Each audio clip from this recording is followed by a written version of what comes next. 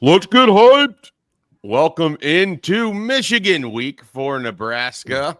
A week that has been circled on the schedule since roughly the schedule came out, has been built up. It's not quite read out around the world. It's not quite to that level of further and excitement and enthusiasm, but it's pretty high. And I do wonder if there's if people are going to be able to handle it if this doesn't go well on Saturday. But that's not why we're here. We're here to get you fired up for a big game, Nebraska, Michigan helmet matchup. And what better way to do that than have the HypeCast? We bring in our special guest. Now, I do want to warn the listeners. This is someone who believes that 1997 Michigan deserved the entire title. This is a guy that is a huge Red Wings fan. He loves the Upper Peninsula. I am, of course, talking about Josh Peterson of 1620 The Zone, one of the co-hosts of Unsportsmanlike Conduct. Explain yourself, sir. When you said that you thought Michigan deserved the full title, I thought Lee Barfknecht was suddenly going to come out and surprise us all and say, I voted for Michigan #1. It is great to be here. For the record, wrong. I think that the 1997 Huskers would have beaten Michigan by at least 2 scores. Grant Wistrom, Jason Peter would have collapsed the pocket numerous times against Brian Greasy, and the Huskers would have been the undisputed national champions. But sadly, that was the last year before the advent of the BCS, so we never got to see that game. Yeah, we are in a better situation. Who knows how many team playoff, though, the Nebraska would have had to traverse in that time in 1997. You should go back and put together a playoff bracket for us, Josh, of 1997, okay.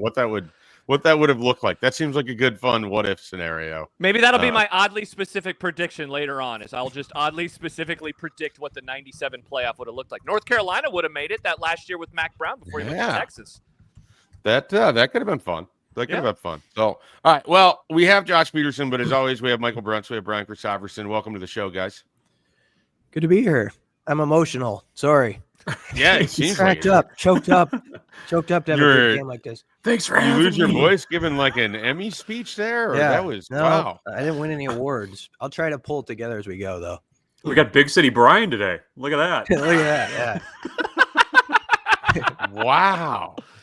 Okay. Well, we'll have to maybe tailor some of the questions to BC so they can be a little bit shorter to protect that voice. That a little worried about you over there. Brunts just went through this the other day too. I don't think I have anything. Don't worry. Okay. It's fine. It'll pass. Okay. All right. Well, everyone knows how this show works, but if you don't, we will talk about offense. We'll talk about defense. Then we're going to make some predictions. And so let's get started. Offensive side of the ball. This isn't even really an offense question. It's just a total team, program, state, all of it. Josh, do you think Nebraska right now, with what you know through 3 games, do you think this version of Matt Rule's Nebraska is equipped to handle the stage on Saturday? Can show up, can perform well, not throw up all over itself, not just have a horrifying start and just, dig a hole that it can never get out of? Can this team just come out and play competent football from the start? I think they can. This is the last game I think I need to see before I know that they can. I've been really impressed by what we've seen from them through each of the first 3 weeks. And even going back to that Cincinnati game when they moved the ball, they didn't always finish the drives. I keep thinking all these weeks later, Shafe, about the false start from Pritchett and how different the game ends up if he doesn't false start and if they punch that one in.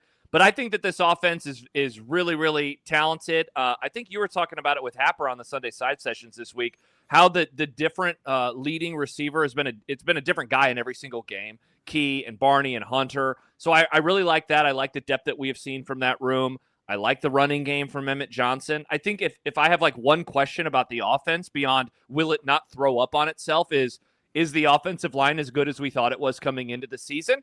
And against a talented Michigan defense, I think that this is going to be the opportunity to really answer that question in the affirmative for them. So I like the potential of this matchup, but I think I just need one more data point to really believe it fully. Brunt, if we take Dylan Raiola out of the equation, because obviously he's the quarterback, he's the one that makes everything go. Who is kind of the X factor for you for Nebraska offensively? Like, who's someone that it's hard for you to imagine them winning on Saturday if this guy doesn't play a reasonably big game? Emmett Johnson. I think he's the other obvious one besides Dylan. Nebraska's going to have to run the ball, or at least give the impression that they can run the ball in this game.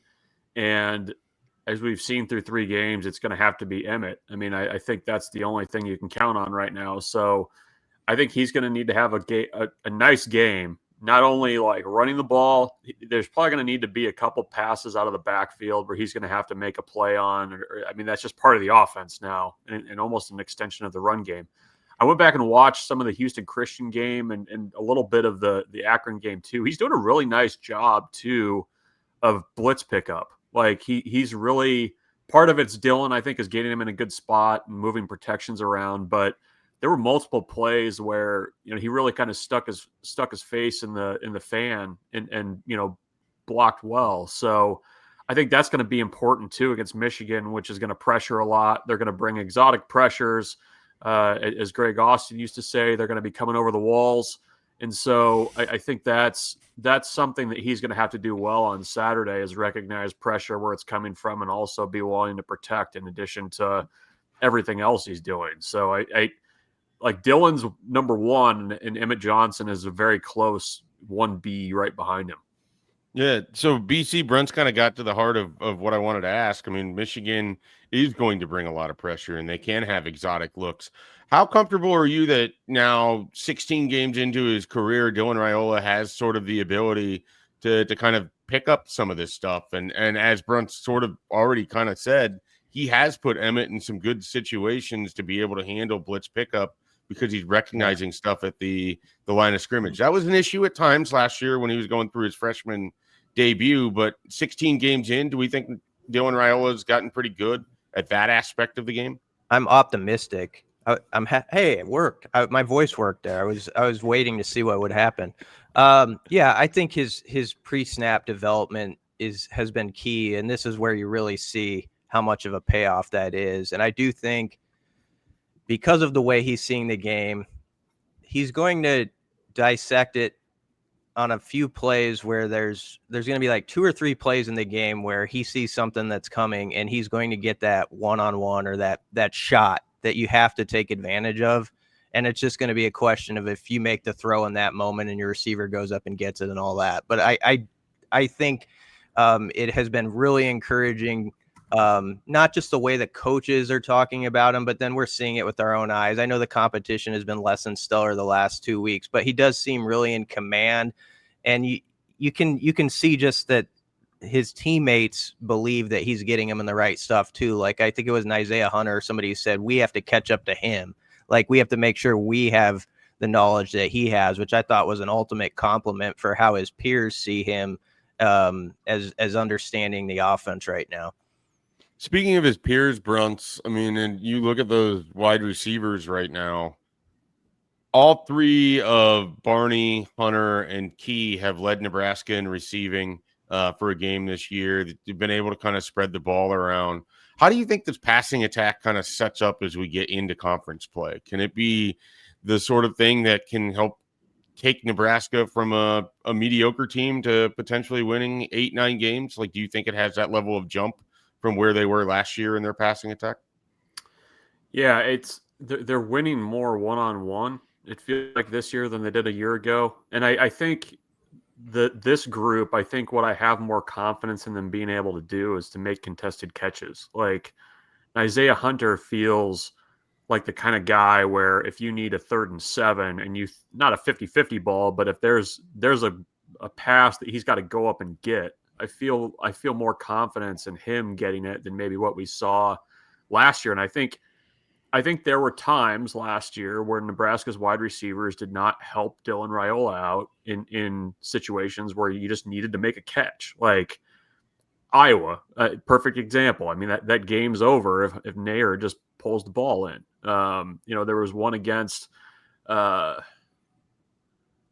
Ohio State, kind of the same deal. Like, Jalen Lloyd against Illinois. I mean, those types of catches that you have to be able to make in close games to win them. And I think this group is more willing and able to do that. And I also count Ja'Cory Barney in that group as well. I mean, I think he's taken a step forward in his ability to play in traffic. You look at some of the hits he's taken this year.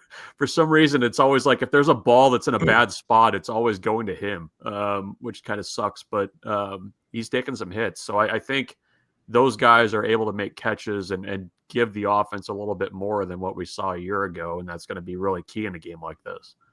BC, with what you've seen from Dana Holgerson, you can go back to last year, first 3 games this year. Do you think there's some new wrinkles that maybe we see come out of some play calling here on Saturday, or do you think it's a lot of he's already shown us how Nebraska wants to attack teams this year?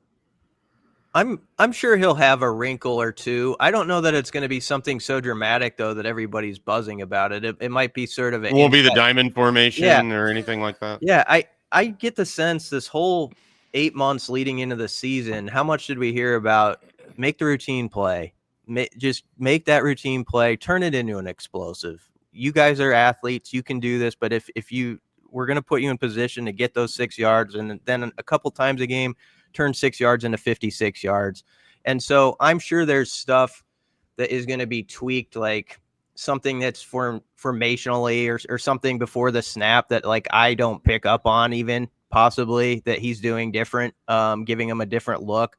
But I'm not expecting some dramatic, like we're going to throw everything. We've been saving all this, that popular talk before a game like this. Oh, they've been saving it. I don't see that. It's just go execute and do it at a high level and get in the right play against what you're seeing and also adjust well. Like this is going to be a game where someone's going to land that first punch in the first, 8 to 10 minutes. And then we're going to see who is really good amongst these two teams this year at being able to have a counter punch to it. And, ideally Nebraska throws the first punch, but it's possible they might not. And we see how they respond then.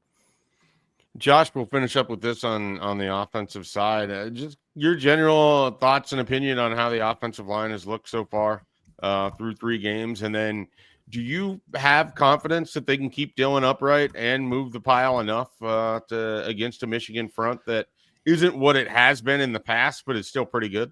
Yeah, I think that they've been solid so far. I was watching some Michigan stuff this morning, and I came away impressed with some of the exotic blitzes that they threw at a couple of opponents that they played, in particular Oklahoma.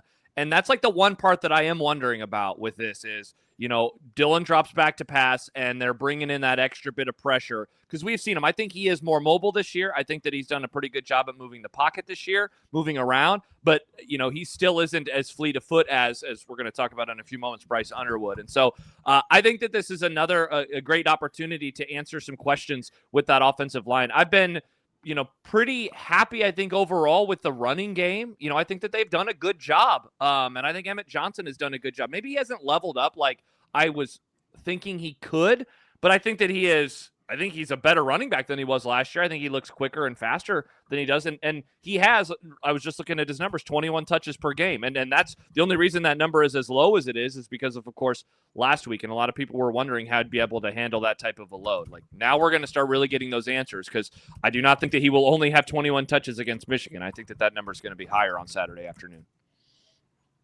Let's jump over to the defensive side of the ball. Let's go to Michael Bruntz, and let's start with this. Is part of what makes Michigan somewhat difficult that it's so simple? Here it is right in front of you. We're just going right at you and stop it if you can. Yeah, it's in this version of Michigan, I think is tougher because like you're still getting like the pre-snap window dressing. You're going to get big sets. You've got a punishing running back in Justice Haynes that's very good. And now you're adding the quarterback run to the mix. And, I think this version of Michigan, if they let him, run and do what he's going to do, it is a pretty dangerous offense. If it was more of a traditional drop back style quarterback, which, I think that's what they tried to do with Underwood a little bit the first 3 games, or first 2 games for sure. It's not as scary, but, as much as it kind of looks a little bit different, I think the, kind of the hallmarks of what Michigan's offense has been are still there. So it's going to be, a buckle your chin strap type game. for the Nebraska's front seven. They're going to have to show they can stop the run.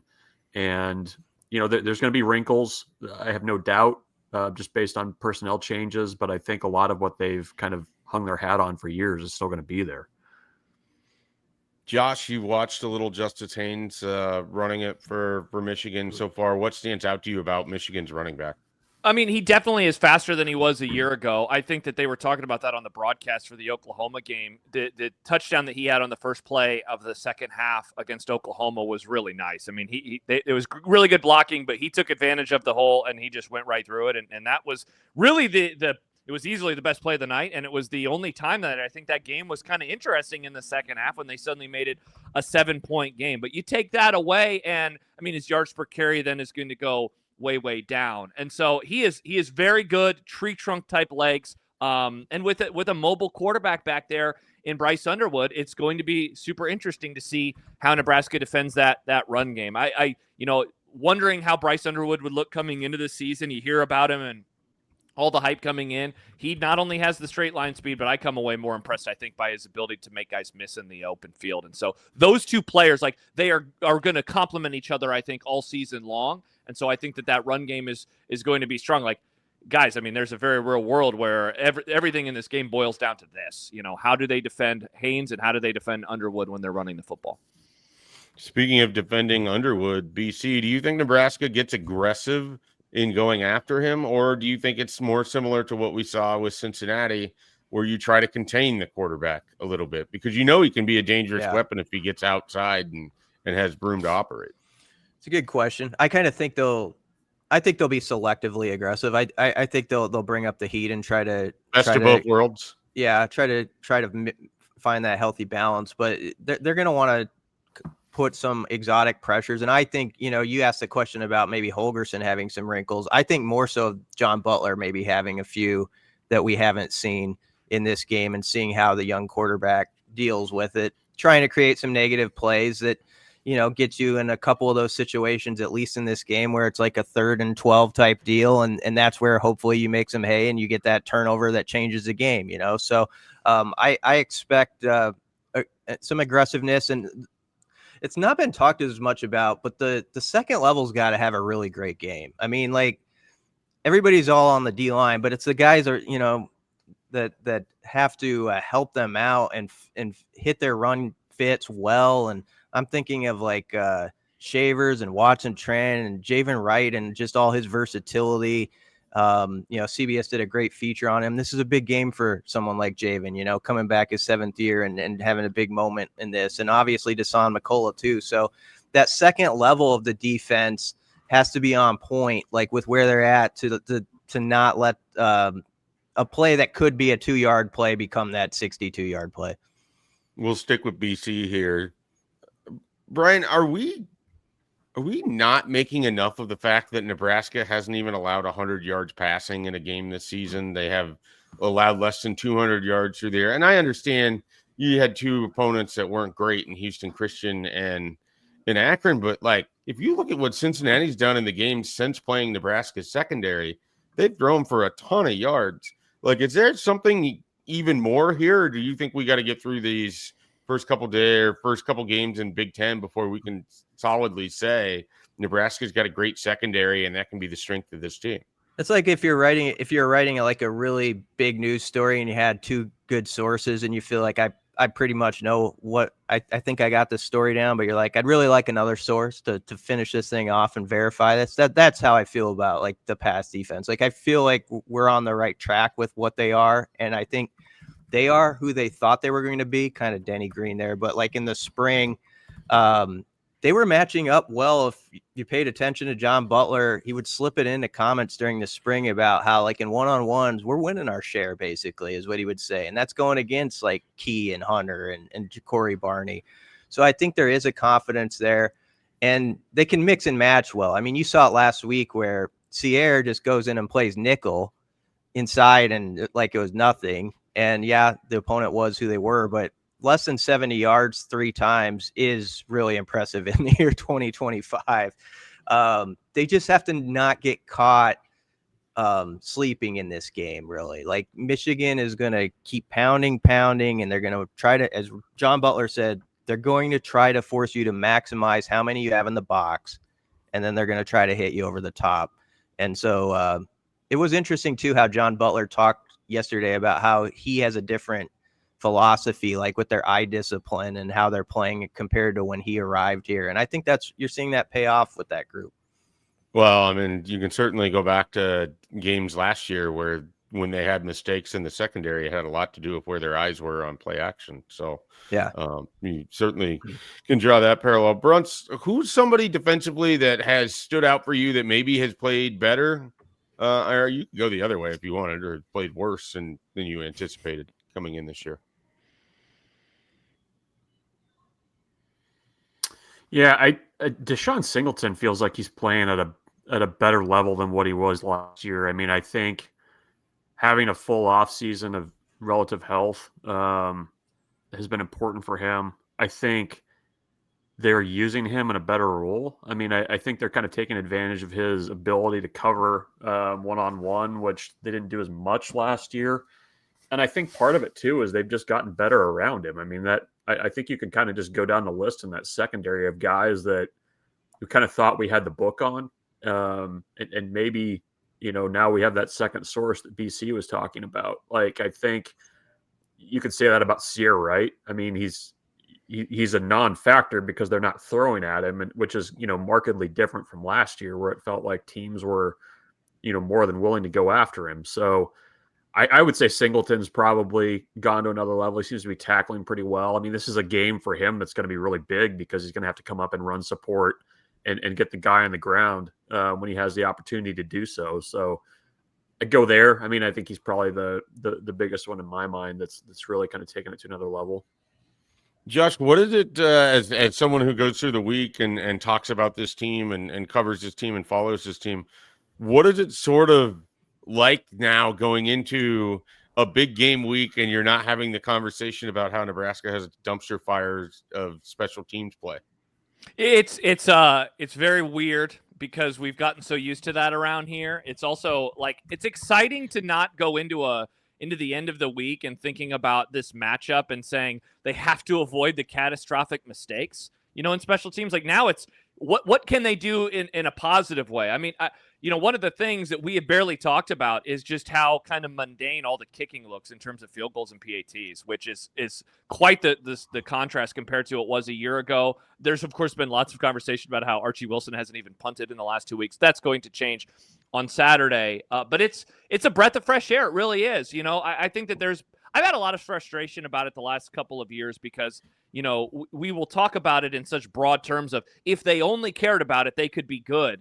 And I would say through 3 games, like that opinion has been proven correct, which is just kind of wild when you look at the last, however many years. That the struggles go beyond just poor players or execution. It seemed like a lack of maybe knowledge on how to do things. And I think that Eckler has done a wonderful job. This is going to be another data point, though, right, on how good are they? What are they doing? And what can that mean? The field position, Nebraska's very much done a good job in terms of starting field position on both sides of the ball this year. And, of course, a lot of that's going to come down to special teams. And so in a game that will have a few more punts than we have seen over the last 2 weeks, I'm really interested to see how Archie Wilson responds in a moment like this, especially given he's only come out for, one kneel down in 2 weeks of football.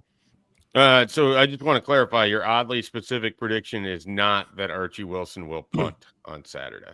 No, that is not. I have a different oddly specific prediction. It will not be like Kevin Kugler's with lifting of shirts or shushing any media members, though, but stay tuned. Can I throw something in, Schaefer, about special teams? I thought it was interesting because I haven't watched all of Michigan, but I was talking to their writer, and he wrote it in our Know the Foe feature. They've had trouble fielding punts. Samaj Morgan's been the guy back, and he was stressing that it's been a persistent issue. And so I don't know. In a game like this, the ball comes up weird off Wilson's foot. You wonder if there could be something there. They've also missed a couple short kicks. So Nebraska's got to make this a plus because there is a real possibility on a big stage that they have the advantage going into this game, but they got to go do it now. Banana balls for days. Exactly. Banana. All right. There you go. Let's follow that up by diving into the prediction portion of this podcast. We'll start with a pick to click. Give me a player, Josh Peterson, that you expect to play well on Saturday? Everyone is going to talk about the quarterback in the pass game, and I know Brunt's probably has a tight end that we've never heard of ready to go. So I won't stick with any of those. I'm going to go with Emmett Johnson. I think that this is a real nice moment for him to maybe back up the things that I've said about him all off season long. I think he's gotten off to a really strong start. I like his fluidity. I like his ability to make guys miss, and I think he's a hard runner. I think this will easily be his toughest test yet. I don't know if that means getting over 100 yards on the ground or 6-7 yards a carry, but I think that he can have a really solid day that forces Michigan to respect Nebraska's run game, which allows for the pass game to open up. So I'll go with EJ toting the rock. Brunts? This is going to be a phone booth game. Everybody get in the phone booth, and that's where I like Vincent Shavers to have a good game. They're going to need the linebackers to play well. Going to need him to clean up some stuff behind the defensive line. And if Nebraska is going to at least limit Michigan's rushing attack, and they're going to have to do that if they expect to win, Vincent Shavers is going to have a good game. So I will go with Vincent Shavers as my pick to click. I've had actually really lousy luck the last couple of weeks with picks to click, so I need a bounce back week. I had Mekhi Nelson as my pick to click last week. Didn't play, so I'm looking for a little bit more out of my pick to click this week. You would like to see your player play on the field? Is that what you're saying? Look, I hope that Vincent Shavers is in the phone booth during the kickoff on at 2:30. Yes.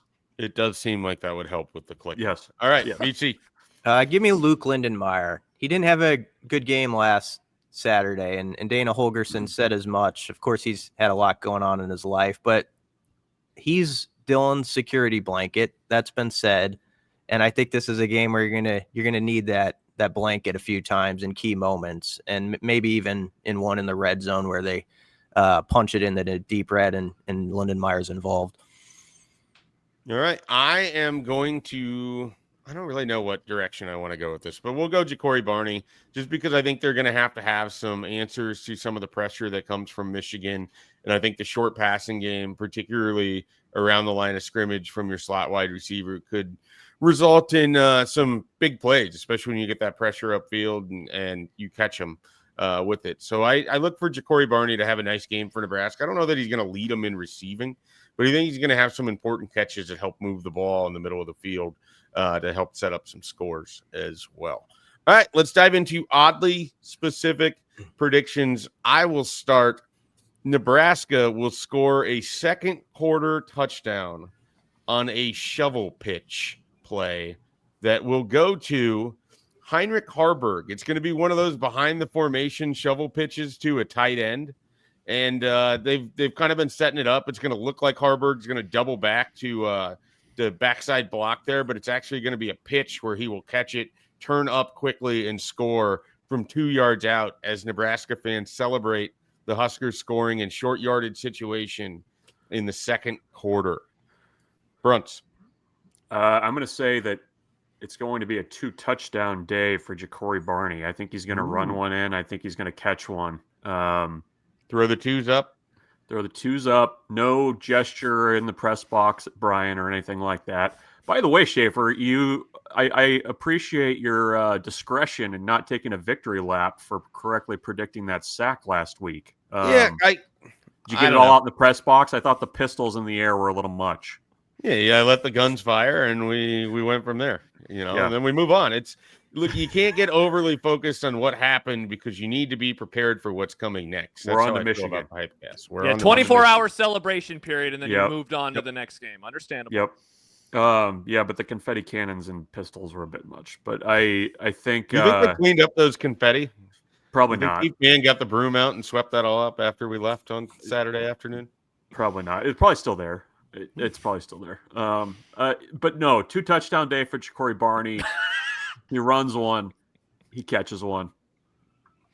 Okay. BC. Okay, special teams. It's not going to be that 62-yard punt return. Instead, it's going to be a classic Big Ten moment where a Nebraska drive stalls on the 40-yard line. Archie comes in, does his job. Their 40 or Michigan's 40? Michigan's 40. Yeah. A Kirk Ferentz situation. Yeah, that's the stuff. That's the Ferentz stuff. Give me a hit of that Ferentz stuff. Big 10 play is here, baby. So there. I hate everything about this. No, you're gonna. Can we get a timeout? Yeah, maybe get the punt on the opponent's 40 coming out. I'm not going to call that, but that could be in there. And then Archie is going to punt it. It's going to go out of bounds at the 3. And then this is what's going to happen. It's going to be that sequence you have to have at some point in the season where you do that, and then the defense lives up to the moment. They almost get a safety. The fans think it is. Guys are doing that, but they say, no, he got out of the end zone. And then Michigan punts and only gets it to the 39. Nebraska scores on the next drive. Touchdown. Look at that. Elaborate. Yeah. I wasn't sure if you were setting up Tommy Hill comes back and uses whatever eligibility he might still have and picks off Bryce Underwood and runs that in. I don't know where we were going. It was an oddly specific sequence. Yeah. That's basically like the second quarter. 5 minutes of the game are going to go like that. Josh, the guests have been on their game so far this year with the predictions, starting with Kevin Kugler and starting with Kevin Suits, then Kevin Kugler, then Lauren Michelson. So you've got a lot to live up to here. Where are you going with it? 4:36 to go in the game. Nebraska's trailing at this moment in time, and Nebraska runs the exact same play that Cincinnati did on their last offensive play of the game. But Dylan Raiola hits Dane Key in the end zone. He throws it only where his man can catch it in that, southwest corner, and pandemonium as Nebraska takes the lead, and everybody wonders, will the defense hold on to get the victory? What does the catch look like? Is he going up in the air and he turns? No, like he's over the shoulder, and it's just like, oh my gosh, that's why they brought in this guy from Kentucky. Because he's made nice catches so far, but I don't think he's made a catch yet where I've said, that's the dude I saw at Kentucky. This is the one where we all say, that's the guy that we saw at Kentucky. Does he try to launch himself into the stands over there in the end zone? He throws the ball in the air and it gets a 15-yard penalty, actually. And so everybody's really freaking out at this moment in time. Dane, don't do that. What are you doing? And then how important is the extra point? Is it they maintain a 2-score lead maintain a lead above a field goal? Does it go back down to being a potential puts them up by 2 points at that moment in time. Puts them up by 2 points. Wow.